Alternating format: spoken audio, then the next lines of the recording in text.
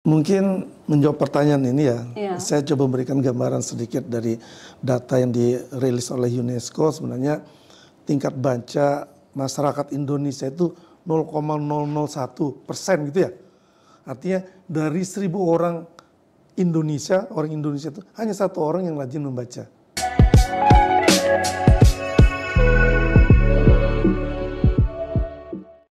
Ohayo gozaimasu, selamat pagi, salam sejahtera untuk kita semua.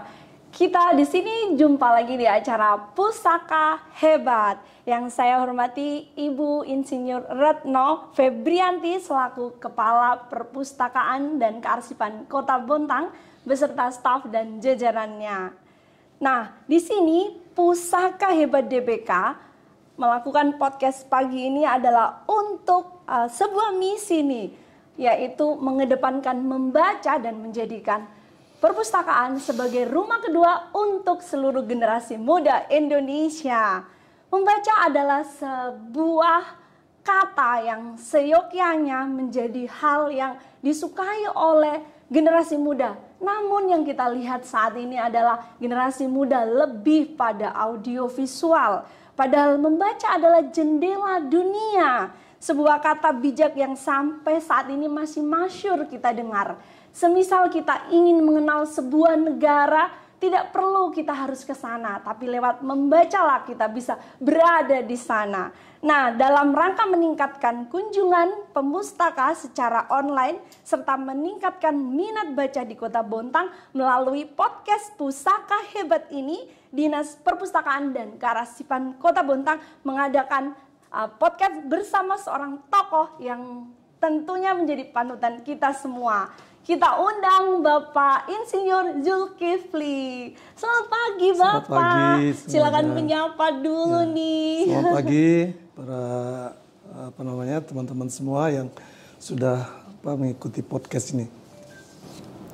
Iya, di sini sekelumit yang bisa saya kasih ke penonton podcast kita nih Pak, yaitu siapakah beliau? Beliau adalah kelahiran Samarinda pada Juli 1962, kemudian menyelesaikan pendidikan magisternya di Universitas Gadjah Mada, jurusan perencanaan kota dan daerah. Dan ternyata beliau ini hobinya adalah bercocok tanam. Dan ada yang unik lagi nih penonton podcast kita pagi ini. Beliau hobinya di dunia pertukangan. Jadi rumahnya itu adalah kreasi dari Pak Zul sendiri. Dan beliau juga suka jalan kaki ya Pak ya. Bisanya gitu ya. Bisa jalan kaki. Ternyata jalan kaki yang beliau pilih dan itu sangat murah, tidak bayar, tidak perlu mengeluarkan kos yang sangat besar, tapi sehat ya Bapak ya. Baik. Nah, di sini kita akan sedikit berbicara nih Pak. Sebelumnya mungkin pastinya Bapak dulunya pernah nih sepertinya ya berada di sini ya, di perpustakaan Kota Bontang. Nah, minat masyarakat sepertinya masih kurang ya Pak ya untuk menjadikan perpustakaan ini sebagai rumah kedua mereka. Benar nggak sih Pak? Faktanya mungkin seperti itu ya, apalagi saya menjabat PLT Kepala Dinas Perpustakaan dan Arsip itu justru di situasi pandemi gitu. Jadi ya memang kita juga pada saat itu tidak membuka perpustakaan ya untuk masyarakat umum, dan dari kawan-kawan sih sebenarnya juga sudah ada upaya lain gitu ya, artinya dengan memberikan pelayanan secara online kepada masyarakat sehingga dimungkinkan mereka juga bisa membaca buku gitu ya.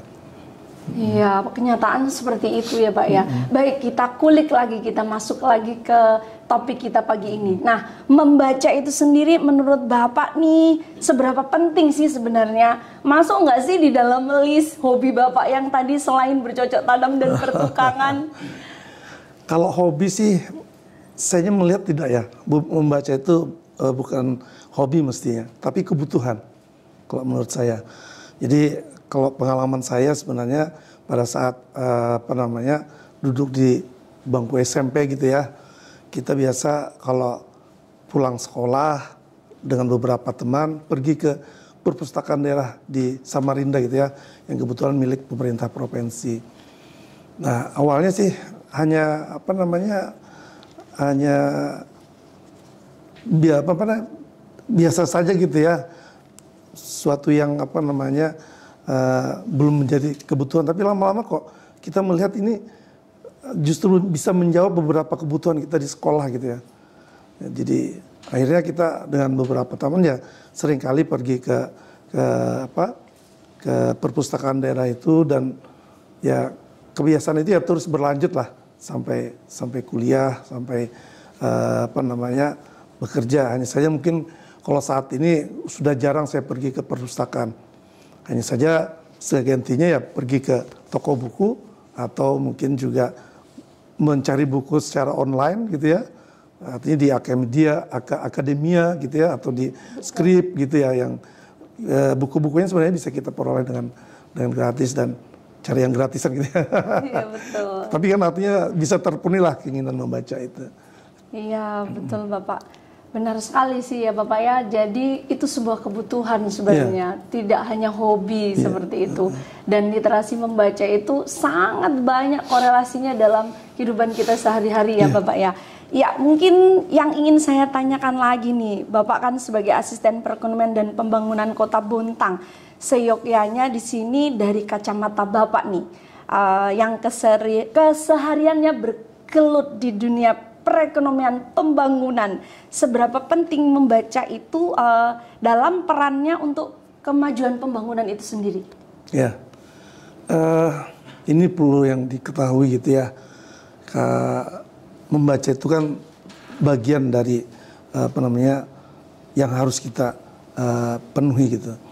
Jadi kalau di samping bekerja ini kan perlu berpikir ya. Kalau menurut saya begitu. Dan sering saya sampaikan ke teman-teman, teruslah bekerja, teruslah berpikir, teruslah membaca. Artinya ketika kita bekerja, kita kan melaksanakan amanah kita gitu ya. Melaksanakan amanah kita. Dan pada saat kita melakukan bekerja itu kan tidak mungkin bekerja begitu saja nih. Tapi kan kita harus memikirkan segala sesuatunya. Nah, untuk berpikir ini kan tentu harus mempunyai modal referensi itu ya, dengan belajar atau sederhananya ngilmu lah gitu ya. Ngilmu. Kita bisa membaca banyak buku gitu ya untuk bekal kita dalam bekerja. Artinya yang tadi pada saat kita menyiapkan sesuatu, berpikir gitu ya harus didasari dari banyak yang buku yang mungkin bisa menjadi referensi kita gitu ya. Nah, itulah oleh karena itu dalam bekerja ini menurut saya seperti itu harus selalu terus belajar gitu ya. Belajar itu dengan tidak harus melalui bangku formal gitu ya, tapi juga barangkali bisa kita melalui dengan membaca saja sebenarnya sudah merupakan bagian dari belajar gitu ya. Sehingga nanti kita dalam melaksanakan tugas bisa lebih bisa memenuhi lah ya terkait dengan regulasi apa yang harus mendasari dalam pelaksanaan tugas-tugas kita itu. Iya, betul sekali ya Bapak ya. Jadi membaca itu beriringan secara tidak langsung meningkatkan knowledge mereka seperti itu ya Pak ya. Iya. Nah, di sini saya ingin nih Pak dapat tips dari Bapak. Ya, tipsnya bagaimana sih satu mungkin untuk bisa sukses menduduki sebuah jabatan seperti Bapak, seyogyanya tidak lepas dari membaca dulunya ya.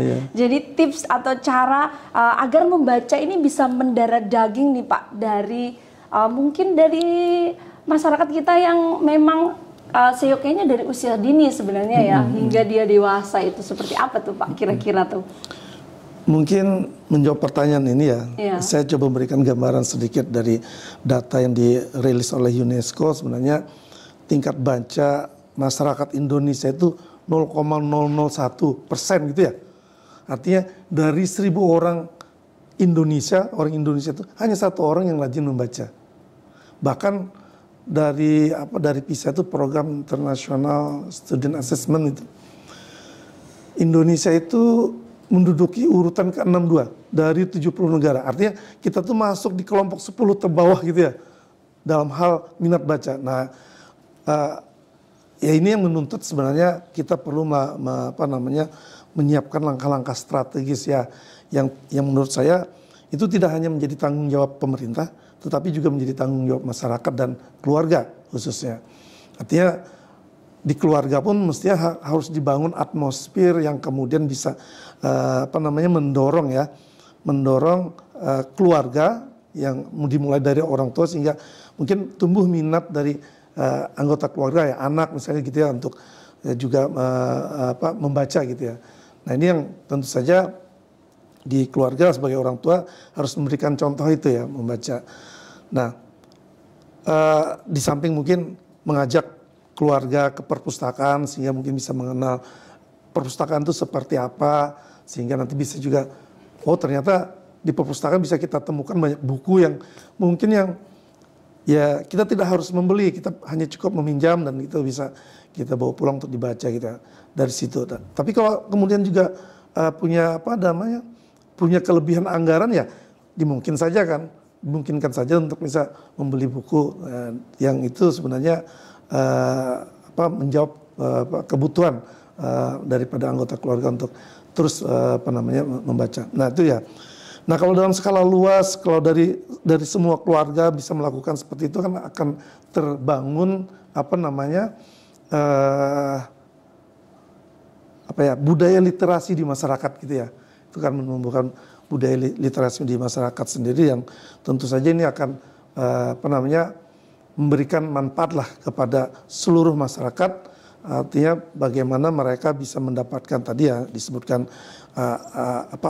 menambah wawasan gitu ya, menambah wawasan, menambah pengetahuan, apalagi di situasi sekarang yang kita rasakan tingkat persaingan di masyarakat itu kan sudah cukup tinggi nih. Artinya kita masyarakat ini juga harus sadar bagaimana meningkatkan kompetensinya dengan melalui belajar atau dengan membaca ini. Nah, oleh karena itu saya pikir peran keluarga juga sangat penting dan masyarakat. Kalau pemerintah saya pikir sudah cukup menggalakkan dan juga membangun infrastruktur terkait itu sudah cukup lah ya. Bahkan misalnya ya kalau di Kota Bontang kita sudah punya perpustakaan kelurahan gitu yang sebenarnya sudah tersebar di beberapa kelurahan yang bisa dimanfaatkan juga oleh masyarakat. Juga ada pelayanan perpustakaan keliling, kemudian juga ada layanan secara online itu yang sangat membantu lah artinya bagi perkembangan minat baca di masyarakat. Oleh karena itu tidak mungkin masyarakat atau orang per orang itu mempunyai minat yang cukup besar kalau misalnya tidak ada contoh yang dari anggota keluarganya. Gitu. Iya, benar sekali ya Bapak ya. Dimulai dari keluarga sebenarnya untuk bisa kita maju di literasi membaca. Betul sekali. Iya, satu lagi Pak. Iya, di sini kan perpustakaan umum daerah selalu menggaungkan nih Pak literasi dengan menggalakkan membaca seperti yang Bapak utarakan tadi, program pustaka keliling, bahkan setahu saya itu mereka ada program mengantarkan buku untuk pembacanya. Benar ya? Iya, mengantarkan buku untuk pembacanya sampai ke ranah seperti itu sebenarnya kalau sumbangsi pemerintah itu sebenarnya kepada masyarakat Pak. Namun hal itu kurang begitu signifikan Pak hasilnya. Apalagi generasi yang saat ini kita kenal dengan Z, yang beliau itu anak-anak era zaman now itu lebih menyukai audiovisual. Seperti yang mungkin Bapak tahu, jadi ketika mereka disuguhi hard copy sebuah buku yang ada, mereka itu merasa bahwa ini adalah hal yang membosankan bagi beberapa anak ya mungkin ya Pak ya. Apalagi yang saya jelaskan tadi bahwa audiovisual itu sangatlah menguasai gitu Pak di era milenial revolusi industri 4.0 ini. Jadi konten kreator muncul di mana audiovisual itu menyedot gitu kan Pak. Hampir berapa persen dari lini hidup si anak itu larinya ke sana Pak. Betul nggak sih Pak yang saya utarakan? Betul. Iya, jadi mereka itu akhirnya menjadi generasi yang lebih cenderung melek digital. Hanya saja dia meninggalkan itu, literasi membacanya itu kurang, apalagi untuk datang ke perpustakaan seperti itu.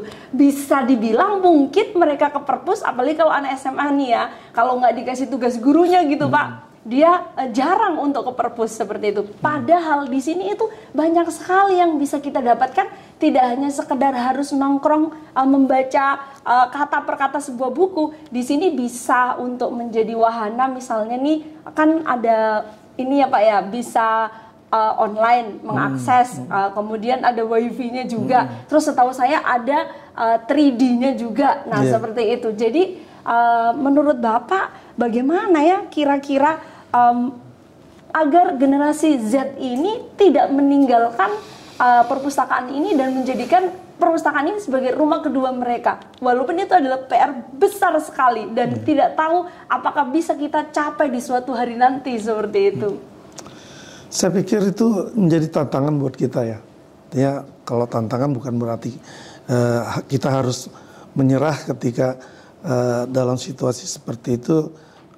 Apa yang kita harapkan ini belum tercapai, tetapi itu justru menjadi motivasi kita nih untuk bisa lebih meningkatkan lagi upaya kita bagaimana generasi sekarang utamanya gitu ya bisa juga tetap punya keinginan datang ke perpustakaan gitu.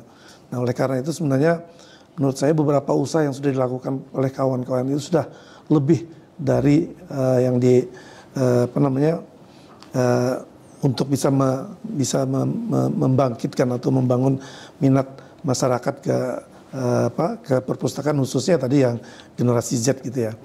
Oleh karena itu mungkin kalau usul saja nih ya, boleh kan ke depan barangkali dinas perpustakaan juga perlu masih mengembangkan berbagai terobosan atau inovasi yang kita harapkan nanti justru akan membangun atau membangkitkan kembali nih minat masyarakat, minat generasi muda untuk bisa datang ke perpustakaan. Salah satu contoh nih mungkin yang sudah ditempuh oleh kawan-kawan di perpustakaan, biasanya kan juga ada kunjungan perpustakaan oleh anak-anak PAUD gitu ya, TK, kemudian juga SD. Nah kalau mungkin selama ini itu menjadi programnya sekolah, kita jemput bola nih, kita yang mengundang mereka datang ke sini. Jadi bukan mereka yang mengajukan istilahnya mau kunjungan ke perpustakaan, tetapi kita membuat jadwal mengundang mereka untuk datang ke perpustakaan. Dan itu tidak hanya di tingkat SD menurut saya, SMP pun dan SMA, SMU pun bisa di SMU dan SMK gitu ya. Itu juga bisa dilakukan seperti itu dengan harapan ya ada kerjasama antara perpustakaan dengan sekolah, terjadwal mereka datang ke sini. Nah itu dari sekolah juga barangkali membuat tugas gitu ya, tugas buat ke siswa dari hasil kunjungan di perpustakaannya, mereka diminta membuat laporan seperti itu ya, betul, apa saja yang dibuat. Nah termasuk mungkin untuk kegiatan itu dipadukan dengan kegiatan seni budaya gitu ya, sehingga momen itu juga bisa menarik mereka datang ke perpustakaan. Itu satu. Lalu yang kedua, kita tahu kan nih ya, di masyarakat kita sekarang ini ya sukanya nongkrong gitu ya. Nah tapi kita berharap bagaimana nongkrong mereka itu produktif juga gitu, artinya produktif dengan membaca. Nah barangkali juga ke depan bisa dibuat terobosan kerjasama dengan beberapa kafe yang kita nilai barangkali ya ini cukup ramai pengunjung di sana. Mungkin kita bisa menempatkan pojok bacanya di sana gitu ya. Siapkan buku sehingga mereka juga tidak hanya sekedar nongkrong minum kopi gitu ya, santai gitu, tapi mungkin bisa membangun minat mereka untuk membaca. Nah itu apakah juga termasuk sekalian mereka juga bisa meminjam bukunya di situ? Itu tinggal coba didiskusikan kembali nanti ke depan dengan dengan pengelola kafenya, sehingga harapan kita juga anak-anak muda yang biasa nongkrong di kafe-kafe itu ya setidaknya juga sudah tertarik juga nih melihat beberapa buku yang ada di sana. Itu yang kedua. Lalu yang ketiga sebenarnya juga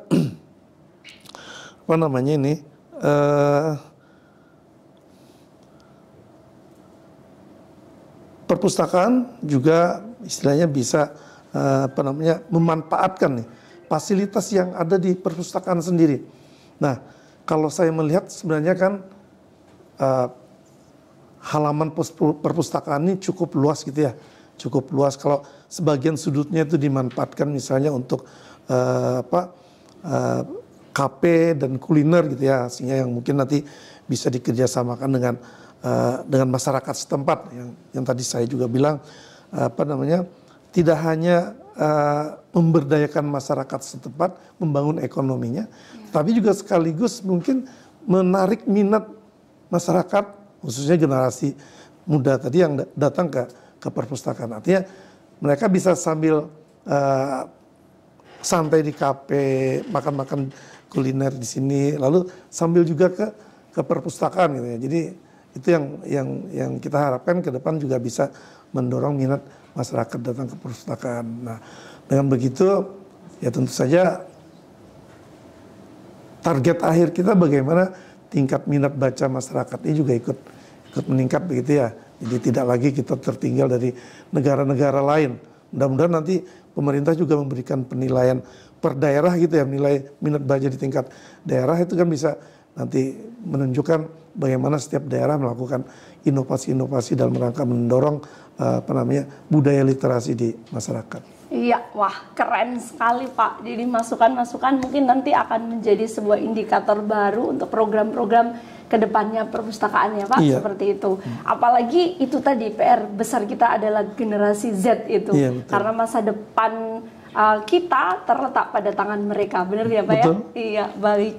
Nah, dari awal hingga akhir sepertinya saya udah banyak ngobrol nih sama Bapak tadinya, dan kita terpisahkan oleh waktu ini sepertinya Bapak. Gitu ya? Ya, tapi saya ingin ada sebuah closing statement nih dari Bapak untuk pendengar podcast Pusaka Hebat kita. Ya, silakan Bapak. Ya, artinya untuk pendengar podcast Pusaka Hebat ini ya kita berharap sebenarnya ke depan muncul semacam gerakan-gerakan juga ya dari masyarakat tentang kesadaran budaya literasi ini, sehingga nanti kita berharap dengan meningkatnya minat baca budaya literasi ini artinya kompetensi masyarakat juga artinya bisa meningkat ya kompetensinya.